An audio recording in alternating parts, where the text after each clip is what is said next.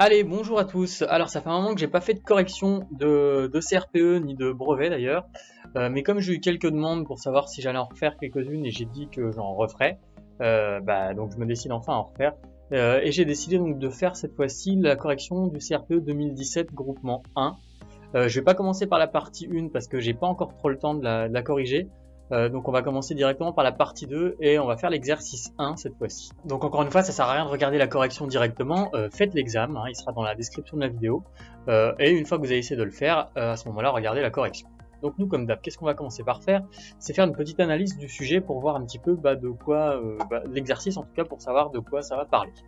Donc là, si je lis rapidement en diagonale, au mois de février 2017, on a interrogé 12 500 gna. Chaque personne sondée, blablabla. Donc c'est un sondage des personnes, j'ai déjà une petite idée, ça va être des probas certainement. Question 1, reproduire le tableau. Question 2, A, déterminer la probabilité. B, déterminer la probabilité. Et C, déterminer la probabilité. Ok, donc on est clairement dans un exo de probabilité. Alors maintenant, si j'essaie d'analyser un petit peu plus en profondeur l'exercice, je vais tout lire et je vais surligner ce qui est important. Donc au mois de février 2017, on a interrogé 12 527 personnes. Ça, je suppose que ça va être important. De plus de 15 ans à la sortie du métro, à propos du nombre de fois où elles sont allées au restaurant pendant le mois de janvier. Ok. Chaque personne sondée est enregistrée par un numéro de 1 à 12 527. Ok, donc en fait ils sondent les personnes et chaque personne qui est sondée, il leur colle un numéro. Le tableau ci-dessous représente les résultats selon la classe d'âge des personnes interrogées. Donc voilà, on voit le tableau. Donc par colonne, c'est regroupé par tranche d'âge, et par ligne, c'est regroupé par le nombre de fois que ces personnes-là ont mangé au resto. Et il y a évidemment les totaux pour les colonnes et les lignes. Ok, très clair.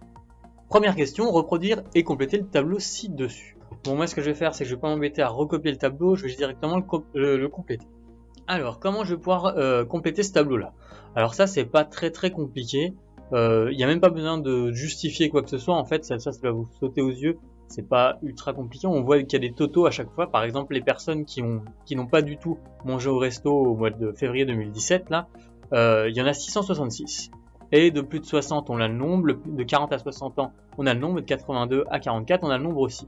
Donc en fait, logiquement, si on additionne toutes les tranches d'âge, on est censé retomber sur le total de 666. Et donc là, comme il me manque une des tranches d'âge, j'ai juste à faire une soustraction pour trouver le résultat, et je pense qu'il va falloir faire comme ça pour chaque ligne. Donc là, pour la première ligne, tout simplement, ce qu'il faut faire, c'est 666, moins 147, moins 415, moins 82, et j'arrive à 22 si je me suis pas planté. Donc je vais vous mettre ça en bleu pour que vous voyez bien.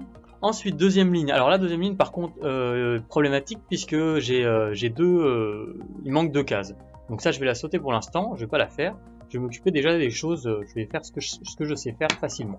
Ensuite, troisième ligne, donc 1737 moins 634 moins 552 moins 138. Bon, j'espère que je vais pas me planter dans les résultats parce que j'essaye d'aller assez vite. 413. Ensuite, ligne d'après, pareil, il m'en manque 2. Donc là, vous avez compris le principe, ça va être comme ça à chaque fois. La ligne pour ceux qui ont mangé 4 fois ou plus, c'est la même chose, sauf que cette fois-ci, je fais l'addition des 4, puisque c'est le total qui me manque. 1909. Donc j'ai fini au niveau des lignes, mais j'ai pas encore complété toutes mes cases. Je peux le faire aussi au niveau des colonnes, puisque je vois qu'à la fin de chaque colonne, il y a également un total. Donc par exemple, pour la colonne de 45 à 60 ans, ça je peux le faire, il m'en manque qu'une seule. Ça fait 384. Les plus de 60, je peux faire pareil. Ça me donne 1254. Et là, je me rends compte qu'en ayant fait les lignes et les colonnes, je me retrouve toujours avec des cases qui me manquent. Mais qu'est-ce que je vois dans l'énoncé? Je vois qu'au total, on sait qu'on a interrogé 12 527 personnes. Donc ça, faut pas oublier de mettre dans le tableau, c'est le total général, donc ça va être tout en bas à droite là. Et donc maintenant, une fois que j'ai ça, je me rends compte que je vais pouvoir compléter d'autres lignes. Ok, voilà, j'ai complété tout mon tableau avec cette méthode-là. Je peux faire quelques vérifications, par exemple sur les lignes où j'ai rempli le plus de choses, par exemple la ligne 3. Je vais refaire le total en fait juste pour vérifier. Normalement, si vous avez bien fait ça consciencieusement et sans aller trop vite, il ne devrait pas y avoir de soucis, mais c'est toujours bon de prendre 2 minutes pour vérifier quelques résultats. Je suis en train de vérifier la ligne de ceux qui ont mangé 3 fois ou plus. Donc 174 plus 95 plus 384 plus 1254. 1907, c'est bon, je retombe bien sur le résultat. Je peux vérifier aussi par exemple la dernière colonne. 12 527, je retombe sur le bon résultat. Bon, je vais pas tout vérifier, Si j'ai fait ça sérieusement, normalement il n'y a pas de raison que je me sois planté. Donc voilà pour cette question 1. Donc là vraiment rien à justifier, c'est assez évident.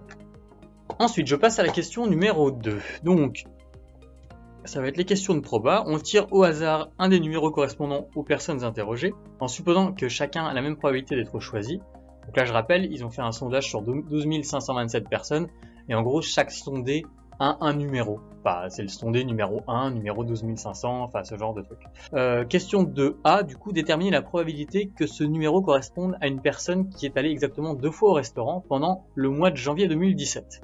Donc là, ce qui va nous intéresser ici, les personnes qui ont mangé exactement 2 fois. Donc peu importe leur tranche d'âge, on veut savoir le nombre de personnes qui ont mangé 2 fois, enfin la probabilité de tomber sur une personne qui a mangé 2 fois au restaurant exactement. Donc 2 fois au restaurant, c'est cette valeur-là qui va nous intéresser, 1737. On peut déjà dire que 1737 personnes ont mangé au restaurant 2 fois sur un total de combien? 12 527. C'est ça qui va nous intéresser pour répondre à la question, sur un total de 12 527 sondés. Alors désolé, je me suis un peu foiré au montage, vous voyez pas tout le texte, il est un peu caché par ma grosse tête, mais vous inquiétez pas, j'écris simplement ce que je vous raconte dans la vidéo. Donc si vous suivez, vous saurez exactement ce que j'ai écrit. Voilà.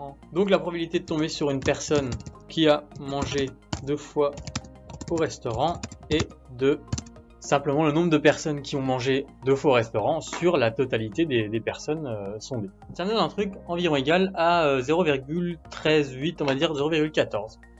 0,14. Ils précisent pas du tout dans l'énoncé combien de chiffres après la virgule ils veulent, donc moi j'en mets 2 après la virgule. Ensuite, question petit b, déterminer la probabilité que ce numéro corresponde à une personne qui a moins de 45 ans. Là, cette fois-ci, on me donne une information d'âge, donc ce qui va m'intéresser, c'est toutes les personnes qui ont moins de 45 ans. Je vais vous le mettre en vert dans le tableau. Donc là, la valeur qui va m'intéresser, enfin les valeurs qui vont m'intéresser, moins de 45 ans, c'est en fait les 15-25 et les 26-44. Donc en fait, c'est ceux-là et ceux-là.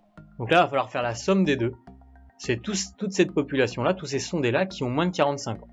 Il y a au total 1542 plus 5023. Donc je mets quand même un petit détail de calcul.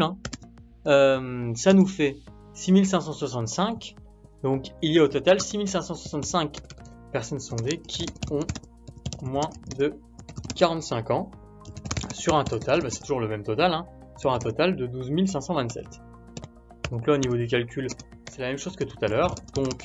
Donc la probabilité de tomber sur une personne de moins de 45 ans est de 6565 divisé par 12 527.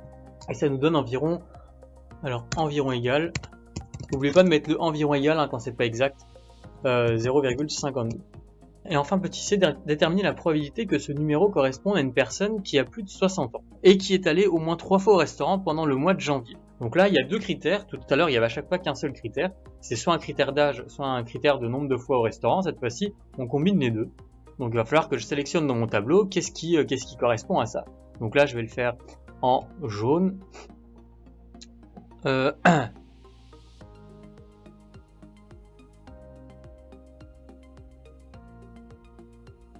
Donc je regarde déjà dans ma colonne de personnes qui ont plus de 60 ans. Et nous, ce qui nous intéresse, c'est les personnes qui sont allées au moins 3 fois au resto, c'est-à-dire la ligne qui correspond à 3 fois ou bien 4 fois ou plus. Ça rentre dans les au moins 3 fois.